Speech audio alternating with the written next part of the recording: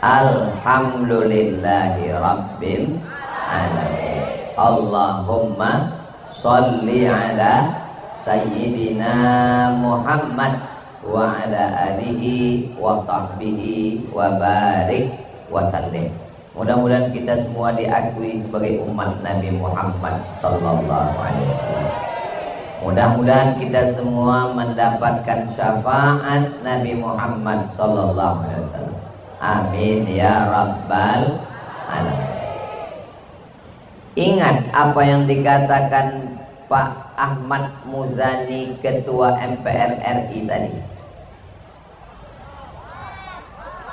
Tujuan ngaji menjadi orang yang baik dan benar dari dulu. Nah, syarat baik dan benar itu sekarang sudah berubah. Siapa orang yang baik dan benar? Kalau viral. Siapa orang yang baik dan benar? Kalau punya harta yang banyak. Siapa orang yang baik dan benar? Kalau punya jabatan yang tinggi. Siapa orang yang baik dan benar? Kalau ganteng. Maka perlu kita luruskan kembali menurut ajaran Islam.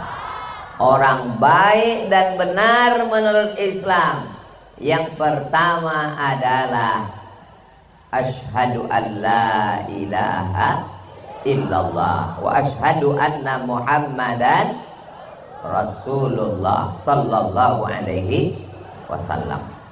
Pak Gubernur nggak ada kata sambutan. Kata Pak Gubernur, sudah diwakili oleh Ketua MPR. Hadir ini, kalaulah tidak ada tabligh akbar pengajian malam ini, saya tidak bisa silaturahim dengan Ketua MPR RI, Gubernur Lampung beserta Ibu Ketua Penggerak PKK, Kepala Dinas, Kepala Badan, Kepala Kantor yang ada kepala maupun tidak berkepala, Kapolda dan Rem, Komandan Brigif, Bapak Kabinda, hadirin hadirat, muslimin muslimat, mukminin mukminat, solihin solihat, yang belum kawin dan belum sunat. Semua yang hadir ini dimuliakan Allah Subhanahu wa taala. Amin ya rabbal alamin. Kita kalau mati menghadap Allah, apakah kebun sawit yang sejauh mata memandang akan dibawa? Ada orang mati bawa brondol. Apakah mobil yang mewah akan dibawa?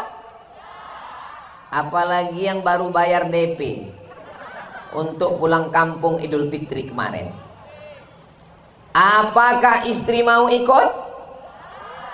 Jangan dijawab, Bu. Kadang kejujuran itu menyakitkan. Sehidup semati, aku hidup kau mati. Maka yang kita bawa pertanyaan untuk anak MDA, anak SD, marabbuka, siapa Tuhanmu? Itulah yang selalu diajarkan kiai kita, guru kita, ustadz kita, buya kita, ulama kita. Wujud qidam baqa lafatul lil hawa qiyamuhu binaf wahdaniyah qudrat iradat. Apakah bertentangan wujud qidam baqa itu dengan Pancasila? Tidak. Pancasila mengatakan ketuhanan yang maha esa. Kita diajarkan qul huwallahu ahad Allahus. Itulah dia. Iyyaka na'budu wa iyyaka nasta'in. Maka kalau ada orang yang membenturkan siapa yang bertauhid Tuhannya Allah, berarti dia tidak pegang Pancasila. Siapa yang berpegang pada Pancasila berarti dia meninggalkan Islam. Ini orang nggak ikut penataran P4. Dulu kami kalau mau masuk SMP, tamat SD penataran, mau masuk SMA penataran, mau kuliah penataran. Sekarang masih ada penataran itu? Sudah nggak ada lagi. Maka banyak orang yang membenturkan. Maka ketika kita punya keyakinan bahwa tiada Tuhan selain Allah, Allah yang melihat perbuatan kita, Allah yang memperhatikan tindak tanduk kita, tapi bukan hanya sekedar di mulut, dibawa dalam kehidupan. Ketika kemarin bulan suci Ramadan, masuk ke toilet jam 12 siang, mau wudhu zuhur, melihat air di dalam bak kamar mandi seperti melihat cincau. Kalau ada orang yang tutup pintu toilet, tidak ada CCTV, dia minum itu air yang ada di dalam kamar mandi, ada yang tahu? Nggak ada yang tahu. Masalah orang lain tahu nggak penting. Minum satu bak, habis itu keringkan bibir, keluar dari pintu, buat gaya macam mau mati. Berat puasa hari ini ya bro. Tapi saat itu orang Islam yakin bahwa dia sedang diperhatikan Allah. La ta'khudhuhu sinatun wala naum. Dia diperhatikan bukan oleh Inspektorat Jenderal, bukan oleh KPK, bukan oleh polisi, bukan oleh jaksa. Yang memperhatikan dia adalah la ta'khudhuhu sinatun wala naum. Dia yang tidak mengantuk dan dia yang tidak tidur. Itulah Allah Subhanahu wa ta'ala. Itulah standar orang baik. Standar orang baik di Indonesia adalah orang beriman. Diatur pasal 29 ayat 1 dan ayat 2. Di Indonesia orang dijamin menjalankan agama sesuai dengan agama yang diakui di negara Kesatuan Republik Indonesia. Karena malam ini kajian kita kaum muslimin muslimat, maka sesuai dengan iman kita, la ilaha illallah Muhammadur Rasulullah sallallahu alaihi wasallam. Ada orang Islam yang sholat matanya jelalatan? Enggak ada. Mana ada orang Islam sholat matanya ke atas nampak cicak kawin? Orang Islam kalau sholat khusyuk, matanya melihat tempat sujud. Ada orang Islam yang garuk kepala sampai berkali-kali? Enggak ada. Gatal sekali. Sekali garuk. Dalam mazhab Syafi'i kalau berulang batal. Gatal sekali lagi, garuk sekali lagi, gatal lagi, pergi ke apotek obat kurap. Enggak ada orang Islam. Orang Islam kalau dia sholat, dia khusyuk, mata melihat tempat sujud. Kalau dia sholat, dia tidak akan menggaru kulitnya, kepalanya. Yang jadi masalah selesai sholat. Sedangkan Islam ini mengajarkan wa aqimus sholat, tegakkan sholat. Apa maknanya? Sebagaimana engkau khusyuk dalam sholat, begitu juga di luar sholat. Di bulan Ramadan 30 hari khusyuk, tidak ada yang mau matanya jelalatan. Bro, itu ada orang pakai baju belum selesai dijahit, nggak mau dia ngelihat, takut puasanya batal. Begitu juga ketika dia berangkat ke Baitullah, hidungnya gatal, nggak dia garu. Kenapa? Takut bulu hidung copot, bayar dam. Andai giginya nyangkut ada daging, nggak akan diambil duri dari pohon kurma. Kenapa? Takut karena melanggar larangan ihram. Panjang umur, sehat badan, mudah-mudahan kita bisa berumrah ke Baitullah. Labbaik Allahumma labbaik, labbaik la syarika laka labbaik, innal hamda wan ni'mata lak wal mulka la syarika lak. Allahumma salli ala Sayyidina Muhammad. Begitulah kita diajarkan dalam agama Islam. Saat sholat takut pada Allah, saat puasa takut pada Allah, saat haji takut pada Allah. Yang jadi masalah hanya takut pada Allah saat sholat, hanya takut pada Allah saat puasa, hanya takut pada Allah saat haji dan umrah. Tapi setelah keluar ibadah, masih adakah takut pada Allah? Kalau saya nanya, gak usah dijawab, karena nanti saya jawab sendiri. Masih takutkah sama Allah? Jangan dijawab dengan lidah, karena terlalu mudah bersilat lidah. Jangan dijawab dengan air liur, karena terlalu mudah mengeluarkan air liur. Tapi jawablah dengan perbuatan kita. Doakan supaya jangan sampai yang ngomong, yang ceramah ini pun gak ada rasa takutnya sama Allah. Khotib naik ke atas mimbar hari Jumat tadi. Tadi sholat Jumat? Saya enggak, musafir. Khotib naik ke atas mimbar. Apa kata pesan khotib Jumat? Ittaqullah, takutlah kepada Allah. Seandainya masyarakat Indonesia ini semuanya takut kepada Allah, apa yang terjadi?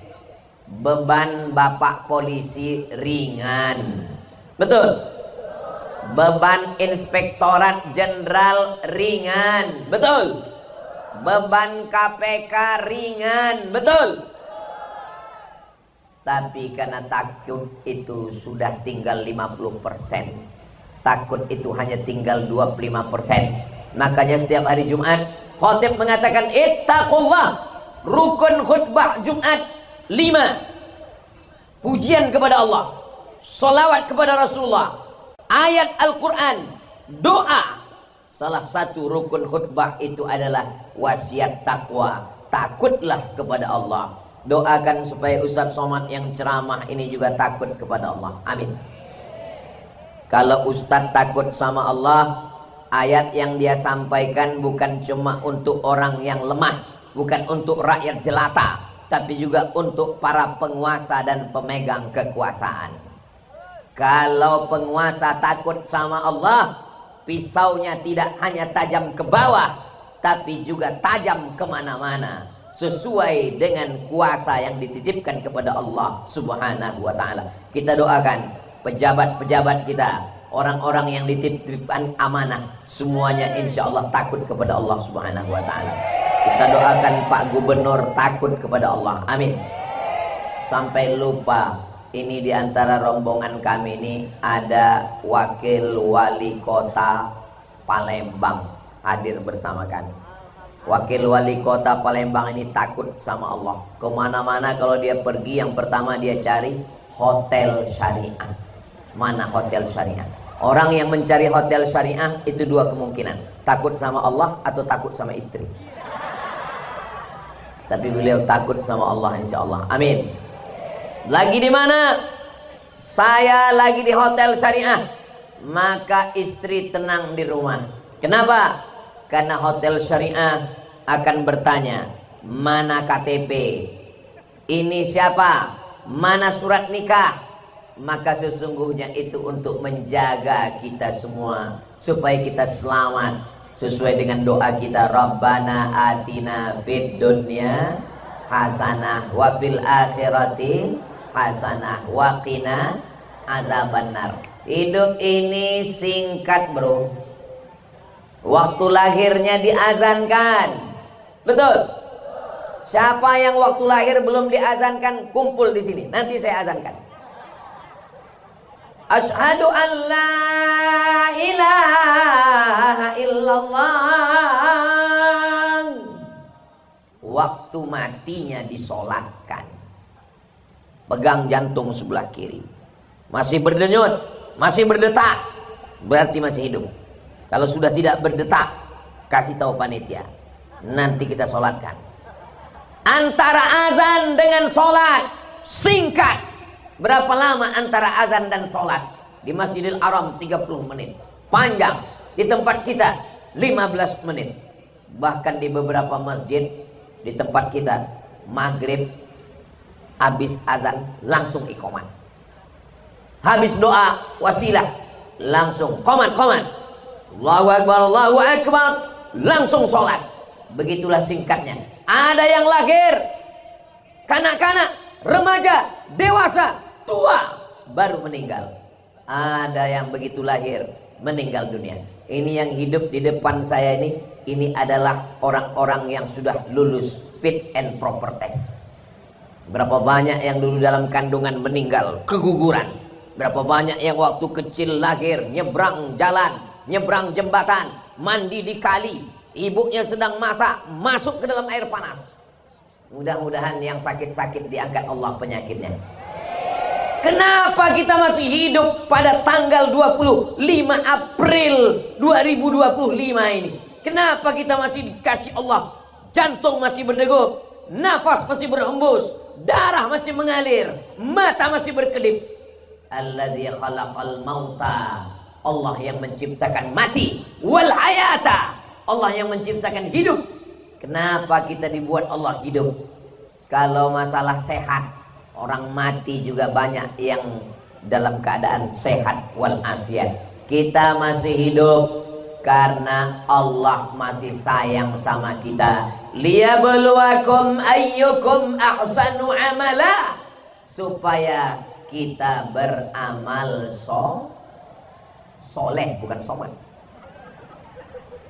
Mudah-mudahan kumpulnya kita malam ini dianggap sebagai amal soleh, insyaallah.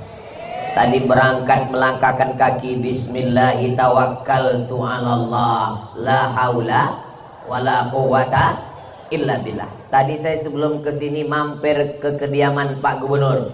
Mohon maaf Ustaz Somad, Pak Gubernur tidak berada di rumah. Beliau lagi ke airport jemput Bapak Ketua MPR RI Pak Ahmad Muzani. Oh, berarti beliau di sana. Tiba-tiba saya kemari, mereka sudah sampai duluan. Berarti Pak Ketua MPR RI dari airport langsung ke sini tanpa istirahat. Nanti habis dari sini pulang masih nerima tamu-tamu. Mudah-mudahan perjalanan kaki beliau kita semua terhitung sebagai amal soleh, insyaallah semuanya. Semua yang hadir-hadir membuat acara ini, panitia yang masang tendanya semua. Saya jarang-jarang acara tabligh akbar ditutup keliling. Tadi saya tanya, ini kok ditutup keliling? Ini mau konser Pak Ustadz. Semua yang sudah bersusah payah, semua yang sudah berkontribusi materi, tetes peluh keringat air akbar. Subuh besok hadir pengajian, duha ada pengajian. Besok hari Sabtu. Oke, Sabtu Ahad orang nggak masuk kantor, tapi hari Senin buatkan di kantor masuk jam 7, 7.30, jam 8 yang muslim. Adapun saudara kita yang non muslim, kita tidak urus masalah agama. Wala ana abidum ma'abattum wala antum abiduna ma'abud lakum dinukum waliyadin. Tapi bagi yang muslim, sebelum masuk kantor, sebelum tanda tangan, sebelum rapat, sebelum visi misi, yang pertama kali ditanamkan adalah la ilaha illallah. Kepada semua pegawai baca Quran. Untuk apa? Supaya menenangkan hati dan jiwa. Kira-kira kalau di kantor-kantor orang baca Quran sebelum kerja bagus apa nggak bagus? Otomatis sebelum dia pegang Quran dia berwuduk dulu. Karena kalau dia tidak berwuduk pegang Quran, la yamassuhu illal mutahharun. Pasti dia sebelum berangkat sholat doa dulu. Imannya kuat, keyakinannya tajam. Dia khawatir nanti akan berbuat salah, silap, salah, dosa. Maka dia buka Quran. Tapi kalau yang nyuruh cuman Ustadz Abdul Somad, baca Al-Quran, baca Quran, orang nggak takut. Tapi kalau yang nyuruh baca Quran, gubernur ngumpulkan semua, kepala dinas, kepala badan, kepala kantor, baca Quran. Yang enggak nonjong. Bisa atau nggak bisa? Bisa. Mumpung kekuasaan masih ada di tangan, mumpung di ujung jari dititipkan Allah kekuasaan, pakai untuk menolong agama Allah. Takbir. Kalau Ustaz Somad yang nyuruh baca Quran, baca Quran, baca Quran. Alah, masuk telinga kanan, keluar telinga. Masih lumayan kalau masuk telinga kanan, keluar telinga kiri. Masuk telinga kanan, keluar lagi telinga kanan. Nggak masuk sama sekali, mental. Tapi kalau yang nyuruh baca Quran adalah kumpulkan semua, Kapolres, Kapolsek, Babin Kamtipmas, kumpul semua, baca Quran. Bisa atau nggak bisa? Bisa. Selagi seragam masih ada, selagi pistol masih besi, pakai menolong agama Allah. Bisa atau nggak bisa? Bisa. Jangan nanti setelah baju seragam ditarik negara dan pistol pun sudah diambil, yang tinggal pistol air. Itu pun macet-macet. Kadang hidup, kadang mati. Ketawanya nyusul pula. Berarti loading itu. Ini saya mau ngetes ini jamaah ini masih baca Quran atau enggak. Kita tes. A'udzu billahi minasy syaithanir rajim. Bismillahirrahmanirrahim. Yasin wal Qur'anil innaka laminal ala siratim tanzilal litudhira qauman ma udhira aba'uhum. Memang kalau baca rame-rame hafal semua emang. Kalau dibaca Yasin masih nyambung walaupun rame-rame, berarti masih ada tradisi itu. Orang Lampung masih baca Yasin. Inna likulli syai'in qalban. Segala sesuatu punya hati. Wa qalbul Qur'an. Hatinya Al-Quran Yasin. Bacalah Yasin. Kenapa?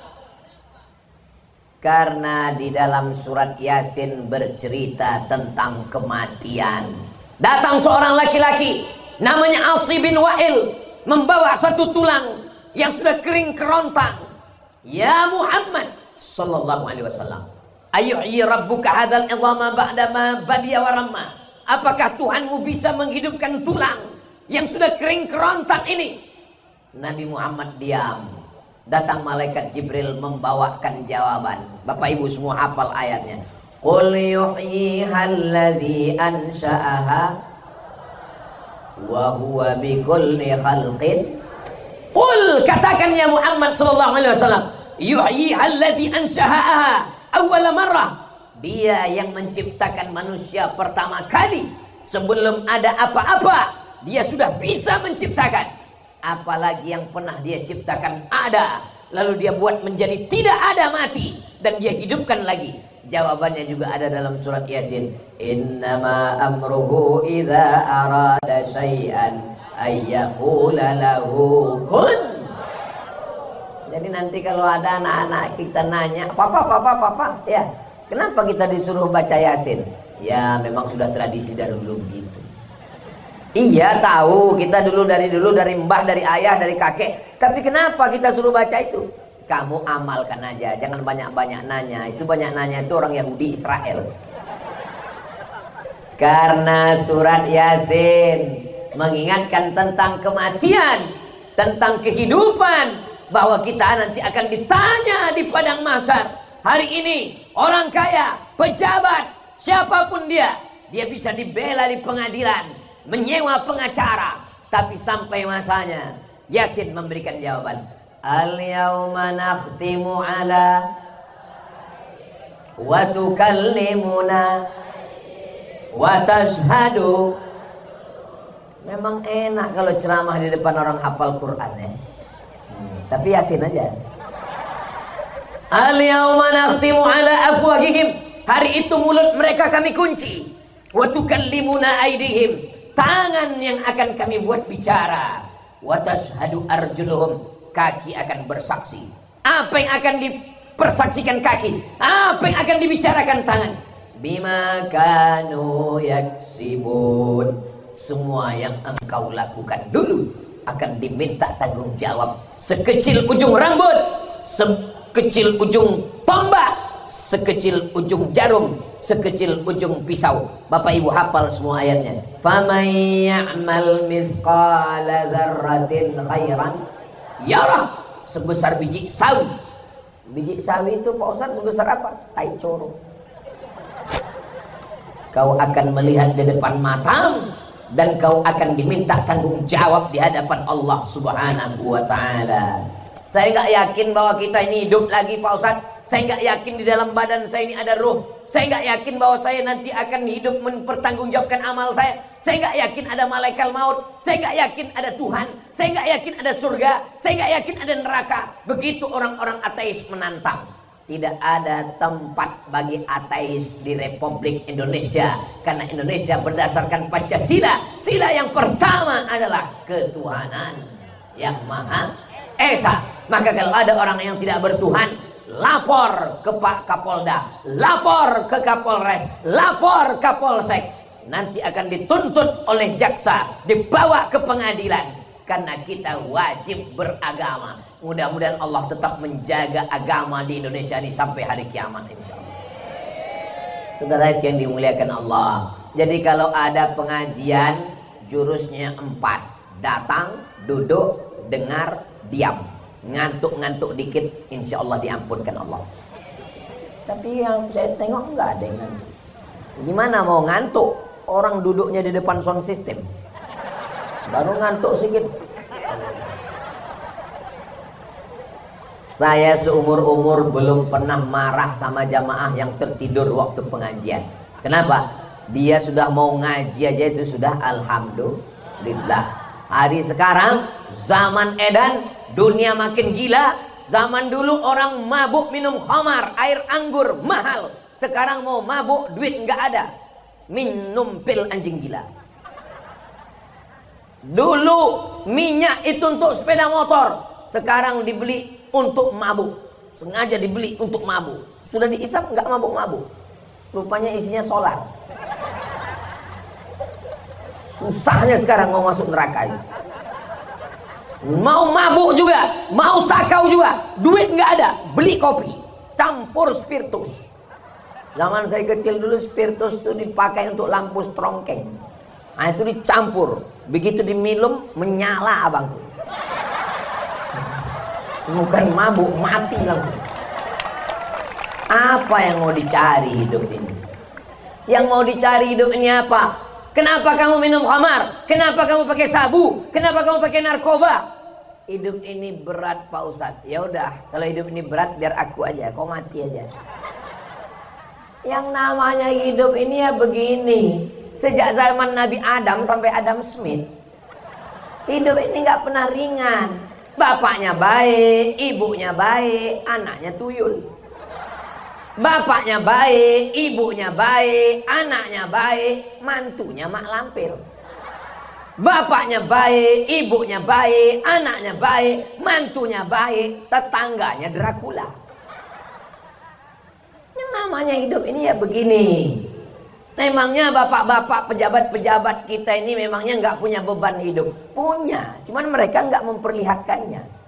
Sama seperti orang. Enak kamu ya, pergi sana, pergi sini, pergi sana, pergi sini. Memangnya kamu kenapa nggak bisa pergi? Aku nggak bisa pergi, Besti, karena keningku ada bisul. Aku di rumah aja, malu kalau aku pergi sana. Oh, jadi kau pikir aku pergi sana sini nih nggak ada masalah? Iya, makanya kau enak pergi sana sini. Justru aku jalan-jalan dari tadi ini karena masalah. Kenapa? Bisulku di sini. Aku nggak bisa duduk dari tadi. Cuman kadang kita ngelihat orang enak hidup dia, nggak ada masalahnya ya. Padahal semua orang punya masalah, tapi tidak semua orang mau menceritakan masalahnya. Kalau nggak percaya, selesai acara ini, tanyalah, semua ini punya masalah. Dari raut wajahnya kelihatan punya masalah. Tapi setelah saya pancing-pancing jamaah ini, dari senyumnya, dari ketawanya, kelihatannya orang Lampung ini nggak punya masalah, nggak punya utang. Ustaz tahu dari mana? Kelihatan dari senyum. Orang kalau banyak masalah, senyumnya nggak mungkin bisa lepas begini, pasti tertahan. Bisa lepas semua. Memang betul Pak Ustaz. Saya kalau sedang dengar pengajian itu nggak ada masalah Pak Ustaz. Pas selesai pengajian baru muncul masalah. Mudah-mudahan Allah melapangkan hati kita. Cara melapangkan hati kita, minta doanya Nabi Musa. Rabbi shrahli sadri wa yassirli amri wahlul 'uqdatan min lisani yafqahu qawli. Itu doanya Nabi Musa. Tapi Nabi Muhammad SAW belum berdoa sudah dikasih Allah. Baca juga ayat ini. Ini ayat untuk Nabi Muhammad. Alam nasrah. Kalau Nabi Musa, Rabbi syrah li sadri, lapangkan dadaku ya Allah. Kalau Nabi Muhammad enggak. Apa kata Allah? Alam nasrah laka sadrak. Apakah belum kulapangkan dadamu? Habis itu alam nasrah laka sadrak wa wada'na anka wizrak, kami angkat bebanmu, alladzi anqadha dhahrak, yang membebani pundakmu, wa rafa'na laka dzikrak, kami angkat namamu, fa inna ma'al usri yusra, di dalam setiap kesulitan ada kemudahan. Diulang 2 kali, inna ma'al usri. Orang senang stres, depresi, anxiety, mau bunuh diri, ini nanti sampai ke jembatan bunuh diri. Pas di lampu merah ada truk depan berhenti, tiba-tiba yang dia baca di belakang truk, inna ma'al usri yusra, bersama kesulitan ada kemudahan. Nggak jadi dia bunuh diri gara-gara ada tulisan di belakang itu. Makanya kalau nulis-nulis di belakang mobil itu yang ada nasihatnya. Ini sekarang nulis di belakang, mau pulang malu nggak pulang rindu.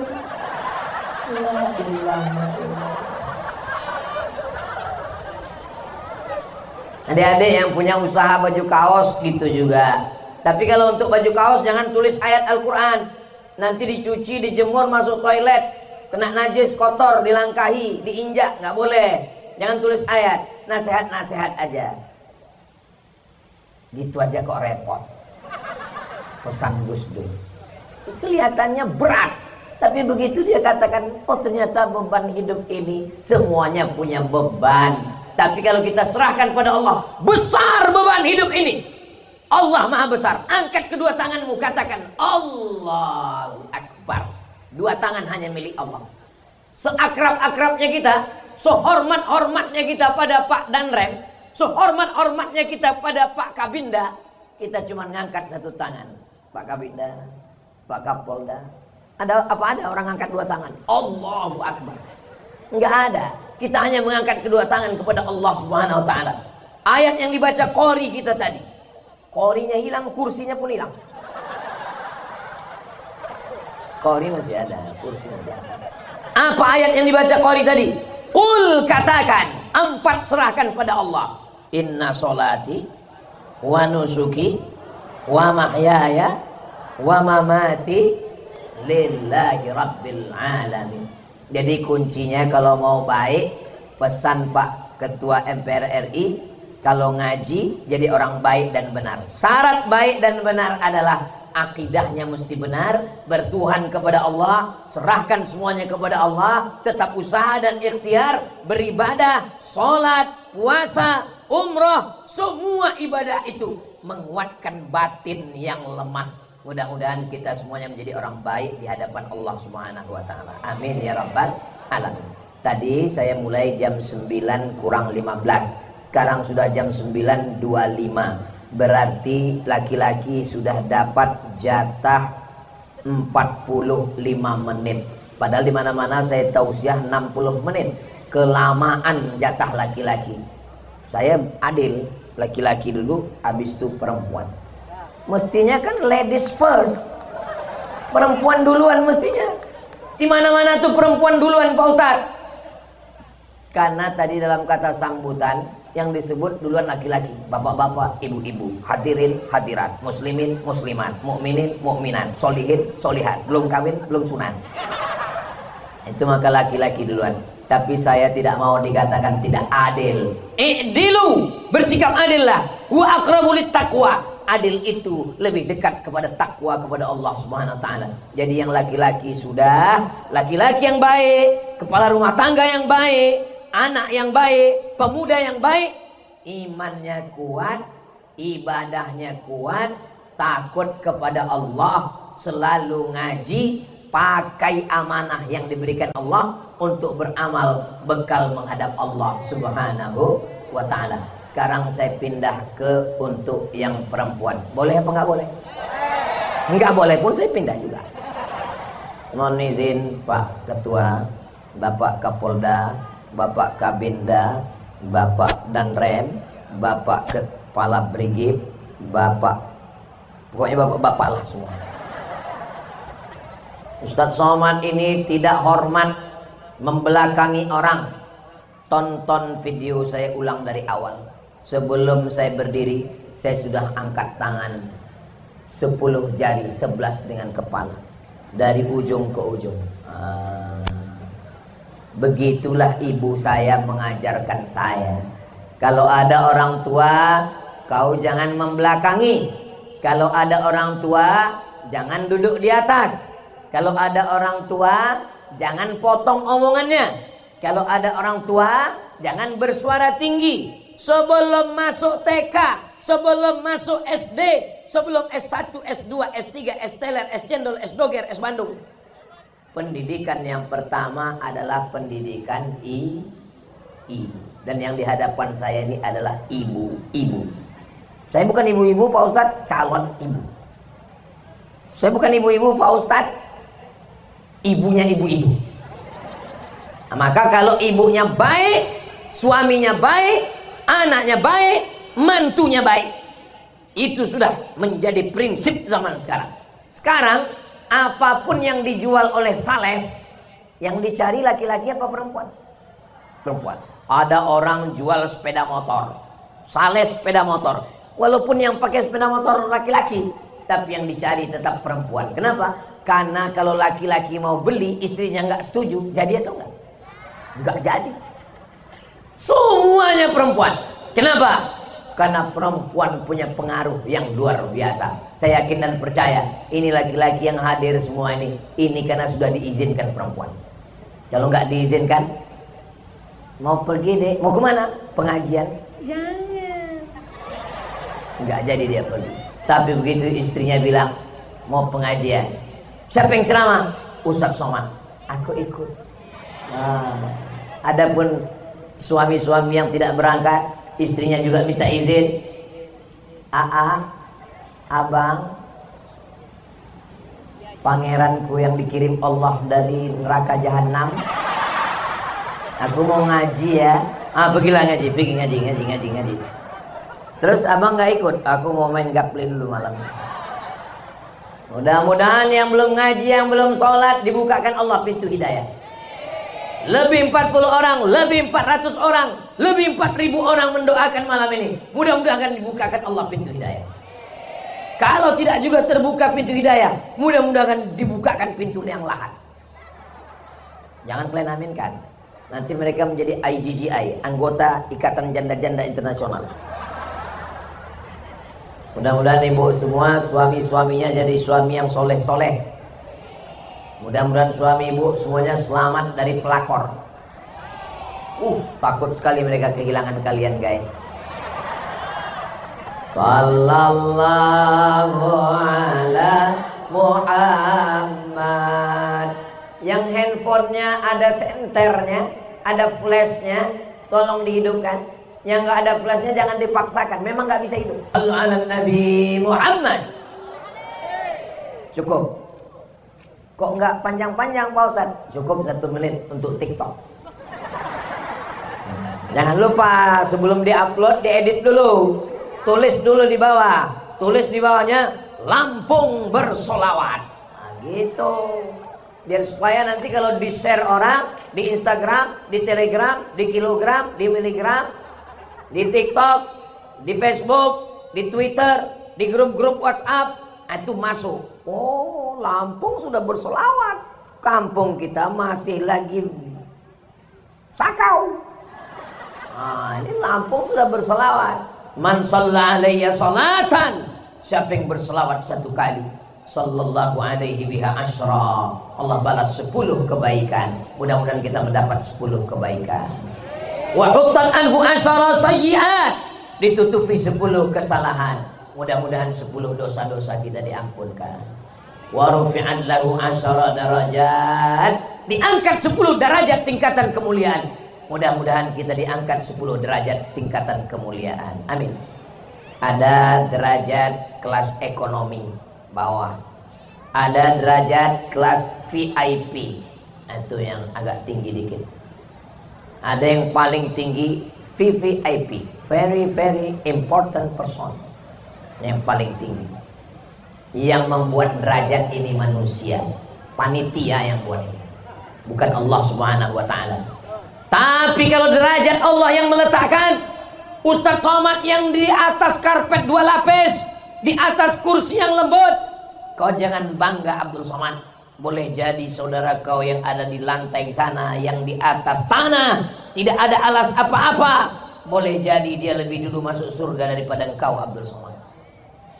Jangan diaminkan. Saudara yang dimuliakan Allah Subhanahu wa ta'ala, siapa di antara kita ini yang paling mulia? Apakah yang paling bagus topinya? Apakah yang paling mancung hidungnya? Apakah yang paling putih? Bukan. Inna akramakum innallah, yang paling mulia di sisi Allah atqakum, yang paling takut kepada Allah. Walaupun kalian di bawah saudaraku, tapi kalau hati kalian takut kepada Allah, boleh jadi kalian jauh lebih mulia daripada Ustadz Abdul Somad yang disebut dari tadi oleh protokol Al-Mukarram. Datang lagi Pak Ketua MPR RI, Kiai Haji Profesor Dr. Abdul Somad. Itu maka langsung saya pegang hidung saya, takut saya makin mengembang. Beliau menghormati, memuliakan saya, tidak ada salahnya. Tapi saya manusia biasa, dengan pujian melambung, dengan hinaan jatuh murung. Tapi ketika kita merasa bahwa kita selalu bersama dengan Allah, senang, alhamdulillah. Susah, innalillah. Ini anak ibu, alhamdulillah. Ini alhamdulillah. Ini suami, innalillah. Jangan. Iya Pak Ustadz, tapi suami ini bukan yang saya doakan, bukan impian saya. Saya dulu berdoa kepada Allah mau dapat suami yang ganteng, yang putih, yang hidungnya mancung, yang matanya biru. Menurut ilmu Allah, inilah yang baik untukmu. Karena kalau dikirim Allah yang kau minta, yang mata biru, yang hidung mancung, yang tinggi putih itu, nanti kau nggak tenang, masak bisa gosong. Betul Pak Ustadz. Dengan suami saya yang ini, dia nggak pulang 3 hari, saya sabar.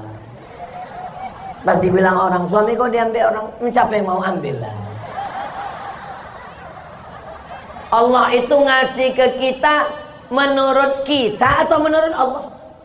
Menurut Allah. Dan kita sudah serahkan hidup kita pada Allah. Inna sholati wa nusuki wa mahyaya wa mamati lillah. Kita serahkan pada Allah. Yang paling indah itu pengaturan Allah atau pengaturan kita? Pengaturan Allah. Ini sekarang banyak anak-anak muda ini mau ngatur Allah. Ya Allah, aku ingin nikah dengan dia. Kalau dia belum punya jodoh, jadikan aku jodohnya. Kalau dia sudah punya jodoh, matikan jodohnya.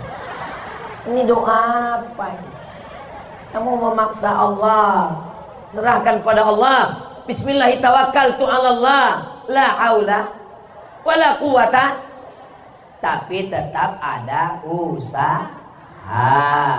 Jangan sampai saya nggak mau juga. Gara-gara ini besok nggak usaha semua. Hari Senin masuk kantor. Awal pekan Bapak Gubernur kumpulkan semua pegawai, pemprov, kepala dinas, kepala badan, kepala kantor, kumpul. Komunikasi pimpinan daerah, kumpul semua.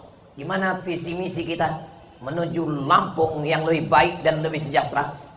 Semua pegawai yang mengatakan, serahkan aja pada Allah. Ya nggak bisa. Acara besar seperti ini mesti ada planning, mesti ada bagi-bagi tugas. Ada yang ngurus pentas. Ini nanti pentasnya gimana? Pentasnya kita buat tinggi. Supaya apa? Supaya jamaah nggak naik ke atas. Oh, di belakang mesti ada layar. Nah, supaya apa? Supaya Ustaz Somad nampak lebih besar. Walaupun dia kurus. Dibuatkan layar. Nanti kita buat ada pagar besi. Ini kalau disuting oleh jamaah, diupload di TikTok, nanti orang akan komen, jangan investasi ke Lampung, nggak aman. Lampung ini aman atau nggak aman? Aman.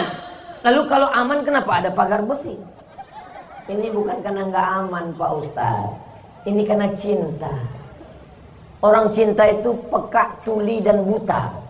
Dia tidak bisa menengok Ustadz Somad itu kurus. Kalau tidak dipakai besi, mereka akan datang menarik tangan Ustadz, copot sebelah pulang dari Lampung. Tidak cukup personel TNI, Polri dan Satpol PP, maka mesti ada dipasang pagar besi untuk menjaga supaya tidak ada serangan dari emak-emak garis keras. Ini planningnya luar biasa. Suara Ustadz Somad bagaimana supaya menggelegar sampai ke ujung. Suara saya jelas? Ustadz Somad itu ustadz yang keras, Ustadz Somad itu ustadz yang kasar, Ustadz Somad itu ustadz lembut. Terus kenapa ceramahnya keras? Sound sistemnya mantap. Tengok dipasang di mana-mana. Saudara yang dimuliakan Allah. Kenapa Ustadz Somad itu dari tadi ngelihat saya terus ya? Saya terus terang, ini mata saya silau ini karena lampu. Jadi kalau ada di antara ibu yang mata saya itu nggak jelas nampak saya. Tapi lampu itu nggak boleh dimatikan. Karena kalau lampu itu dimatikan, gelap, nanti wajah saya hitam. Itu memang sengaja untuk saya terang. Jangan diselukan terus. Saya cuman mau ngasih tahu, untuk mengatur acara hanya 1 jam ceramah, tapi perlu pentasnya, perlu lightingnya, perlu sound systemnya, apalagi mengatur kehidupan. Maka Allah nyuruh kita berencana. Ada telinga, ada mata, ada kaki. Bagaimana visi misi kita ke depan. Yang baru berumah tangga, istrinya nanya, "Bang, mau dibawa kemana hubungan kita?" Suaminya jawab, "La haula wala quwata illa billah." Apa kata istrinya? "Innalillahi wa inna ilaihi raji'un." Mesti jelas. Indonesia ini juga mau jelas. Kita ingin menjadi macan Asia yang disegani Asia Tenggara, dunia, insya Allah. Amin. Jadi bunyi aminnya macam gak yakin. Saudara yang dimuliakan Allah Subhanahu wa Ta'ala, dulu yang membebaskan Palestina Umar bin Khattab. Umar bin Khattab orang Arab, Quraisy. Dulu yang membebaskan Palestina Salahuddin Al-Ayyubi. Salahuddin bukan Arab, dia orang Kurdi. Dulu yang membebaskan Konstantinopel Muhammad Al-Fatih, bukan orang Arab, bukan orang Kurdi, tapi orang Turki. Sekarang Gaza sedang menanti. Arab sudah, Palestina sudah, Kurdi sudah, Turki sudah. Yang ditunggu adalah kedatangan anak-anak muda Indonesia. Takbir! Siap bebaskan Palestina? Jangan berangkat. Saya nggak mau besok pagi anak-anak muda Lampung daftar berangkat. Sampai ke sana seminggu kemudian keluar berita, anak-anak Lampung yang berangkat kemarin demam semua. Kenapa? Nggak makan lontong 7 hari. Berusaha. Yang ada mampu mengirimkan uang, jangan melalui ormas sembarangan. Mesti dari lembaga resmi, Badan Amil Zakat Nasional Basnas, dilepas oleh presiden, dikirimkan ke Palestina, G2G, G government to government, dari negara ke negara. Karena kita tidak bisa masuk menerobos, karena kita bukan apa-apa. Person tidak cukup hanya bekal takbir. Memangnya dulu waktu negeri ini merdeka hanya bekal takbir. Kalau hanya sekedar bertakbir, mati ditembak oleh Belanda. Tapi penuh dengan strategi. Nabi SAW berperang, ada strateginya. Apa yang dilakukan Nabi SAW? Hijrah bukan hanya sekedar langkahkan kaki kanan lalu pergi ke Madinah. Tidak semudah itu, Besti. Siapa yang menemani Nabi di Jabal Nur, Jabal Sur? Yang menemani adalah Abu Bakar Siddiq. Siapa yang tidur di tempat tidur Nabi? Ali bin Abi Thalib. Siapa yang ngantar makanan? Asma binti Abi Bakar.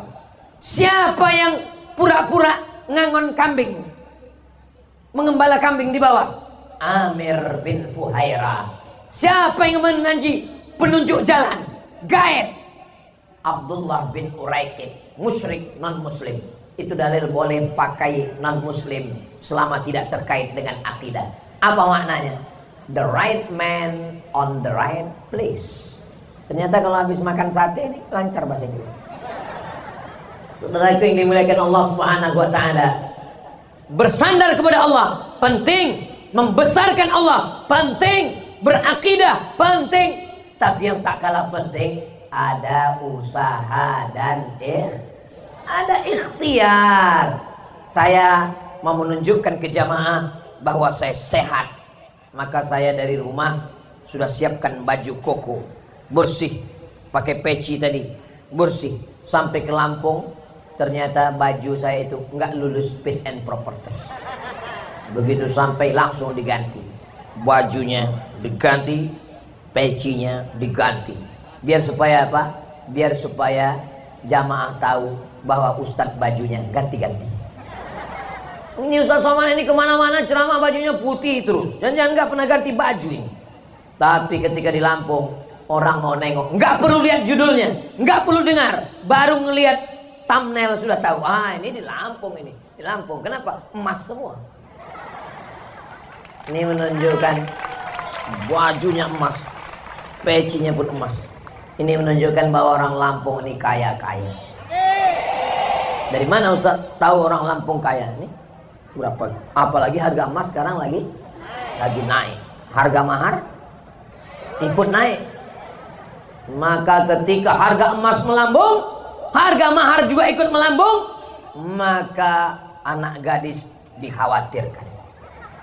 Saudara yang dimuliakan Allah Subhanahu wa taala, ibu kepala rumah tangganya bapak, tapi yang menjaga anak-anak di rumah. Besok hari Sabtu, besok malam Ahad, maka besok sore mulai sepeda motor yang knalpotnya habis di khitan.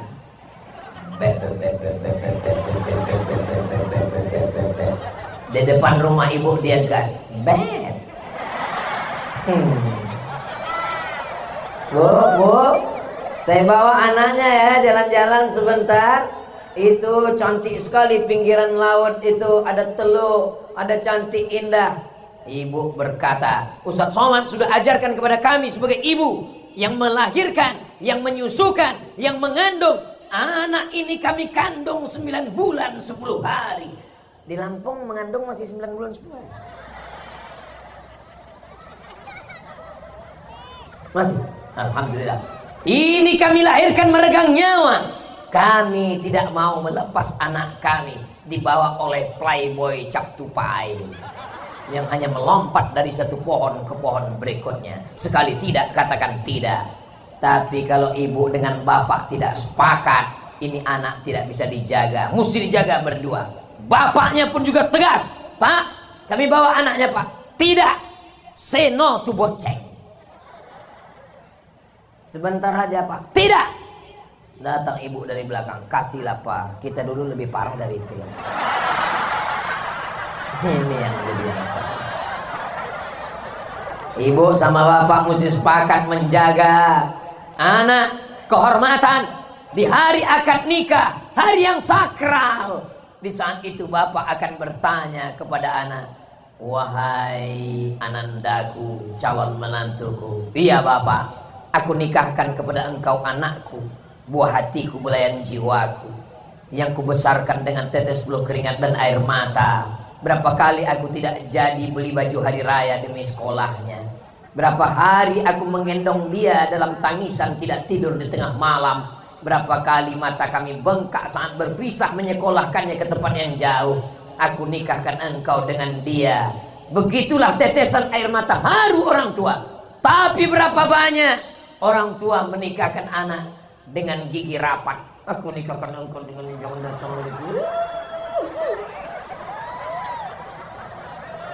Itu tidak terjadi di Lampung. Itu yang saya ceritakan ini terjadinya di planet Mars, Merkurius, Neptunus, Pluto. Kalaupun dulu di Lampung pernah ada orang yang sudah mati. Ini yang hadir nih yang baik-baik semua insya Allah. Mudah-mudahan dosa kita di masa lalu diampunkan Allah Subhanahu wa taala. Astaghfirullah bizidni ilman nafi saliha wa wafiqni amalan saliha.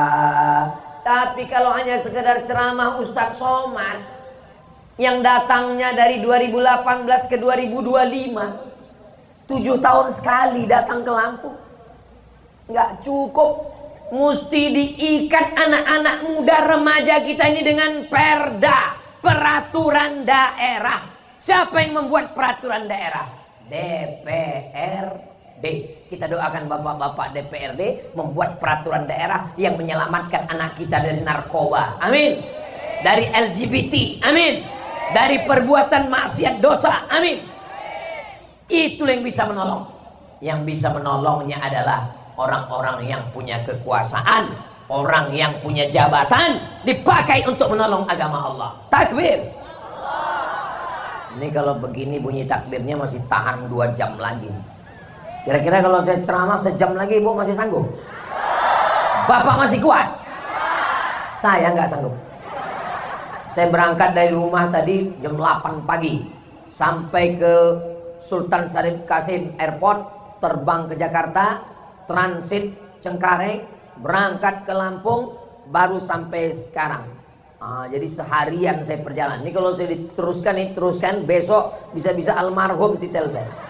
Tapi insya Allah berkat doa Bapak Ibu semua kita masih diberikan kesehatan panjang umur insya Allah. Tidak cukup hanya sekedar tabligh akbar, gak cukup hanya sekedar ceramah.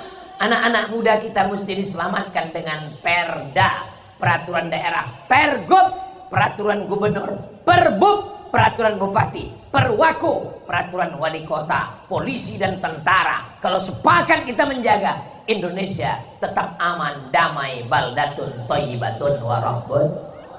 Alhamdulillah Ustadz Somad, Bapak Bupati kami, Bapak Gubernur kami, orangnya sholatnya rajin. Sholat memang wajib.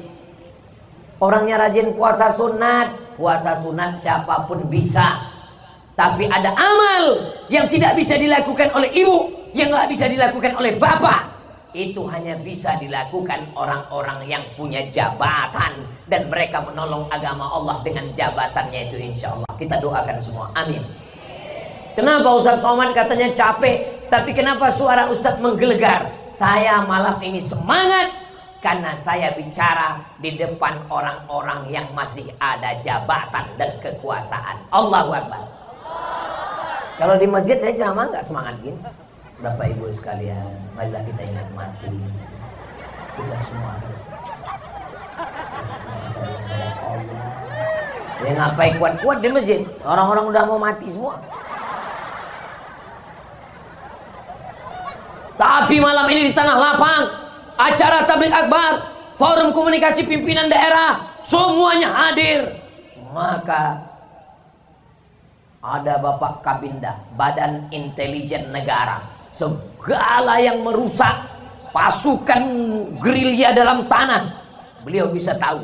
Jangankan gerak langkah kaki manusia, gerakan cacing dalam tanah pun dia tahu.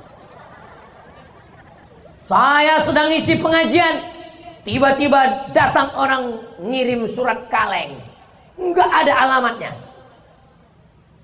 Ustadz, tolong saya sudah dinikahi oleh Imam Mahdi. Imam Mahdi. Langsung saya lapor ke Polda. Pak Kapolda, tolong, ini ada yang ngaku-ngaku Imam Mahdi. Akhirnya ditangkap di perbatasan Aceh Sumatera Utara. Lari dia dari Riau, tangkap di sana. Itulah hebatnya polisi Republik Indonesia, bisa menangkap Imam Mahdi. Ditangkap. Langsung tindakan tegas, keras. Dan perempuan yang mengaku tadi dibawa, disediakan rumah khusus untuk perlindungan saksi. Gimana kabar saksi yang kemarin? Aman Pak Ustadz, kami lindungi. Saya mau datang memberikan semangat, nggak boleh Pak Ustadz, ini saksi. Begitulah ketatnya. Jangankan orang mau macam-macam, saya aja yang Ustadz yang melapor pun nggak bisa dijumpa, apalagi Walid. Gitulah negeri ini menjaga. Makanya kalau ada jabatan, ada kekuasaan, ada seragam, ada pistol, pakai untuk menolong hamba Allah, pakai untuk menolong agama Allah. Karena itulah yang nanti akan menolong kita di hadapan Allah. Yauma la yanfa'u malun, hari itu tak ada guna harta, wala banun, anak tak berguna, illa man atallah, kecuali orang yang datang menghadap Allah membawa amal-amal ketika dia masih hidup di atas dunia. Semua kita ini akan mati. Orang kaya mati, orang miskin lebih cepat, apalagi BPJS. Pejabat yang kuat-kuat ada. Polisi, astagfirullah, ada Pak Kapolri. Tentara, astagfirullah, ada Pak Dan. Ustaz, aku pun kalian nggak ada. Papan catur, ketika papan catur dipasang, di situ ada king, di situ ada queen, di situ ada kuda, di situ ada banteng. Tapi begitu permainan selesai, pion, king, dan queen berada di tempat yang sama. Betul? Paham? Jelas? Hari ini engkau disampul dengan baju, seragam, kantor. Tapi sampai masanya nanti kita akan kembali ke tempat yang sama. Asal dari tanah akan masuk ke dalam lubang tanah. Dimakan cacing pita, mati kita semua. Ini semua yang hadir ini diciptakan dari tanah. Ada yang diciptakan dari besi? Nggak ada. Kalau ada yang diciptakan dari besi berarti dia bukan manusia, dia Robocop dan Transformer. Semua yang ada ini dari tanah. Sifat tanah hitam, buruk, busuk, rendah, dihina, diinjak, itulah tanah. Manusia dari tanah. Katanya manusia dari tanah Pak Ustadz. Ya, kalau memang dari tanah berarti sifatnya sama semua. Iya, tapi kok beda-beda. Ada yang baik, ada yang sombong. Yang sombong itu dari tanah sengketa. Tapi jangan gara-gara ini pulang ngaji. Kita kalau ngaji itu untuk kita, jangan untuk orang. Ini banyak orang habis ngaji pulang bukannya untuk ngukur diri, untuk orang. Pulang ke rumah, Pak, kelihatannya tetangga kita ini dari tanah longsor. Kenapa? Karena semua bebannya ke kita. Betul mah. Kelihatannya tetangga kita yang di blok sana itu dari tanah liat. Kenapa? Bayar utangnya payah kali. Ngaji itu untuk kita. Tuba liman syaghalahu aibuhu an uyubin nas. Berbahagialah orang yang sibuk memikirkan aibnya, cacatnya, kekurangannya, sampai dia tidak sempat memikirkan aib orang lain. Mudah-mudahan kita pulang semuanya kita dalam keadaan bangkit lagi semangat keimanannya, dan kita bisa menjadi orang baik, dan Lampung baldatun thayyibatun wa rabbun ghafur. Tadi saya mulai jam 9 kurang 15, sekarang sudah jam 10. Ini melanggar kode etik. Karena di mana-mana saya ceramah 1 jam. Ini 1 jam lewat 15 menit. Nanti kalau saya ditanya orang, Ustadz di mana-mana 1 jam. Kenapa di Lampung kemarin 1 jam 15 menit? Karena saya nggak ke Lampung udah 7 tahun. Jadi jawabannya sudah saya siapkan. Supaya apa? Supaya jangan ada dusta di antara kita. Di akhir majelis, mari kita sama berdoa kepada Allah. Mudah-mudahan Allah menjadikan keluarga kita sakinah, mawaddah, warahmah. Anak keturunan kita soleh dan solehah. Negeri kita aman, damai, pemimpin kita adil dan berkah. Al-hazihin niyah. Al-Fatihah.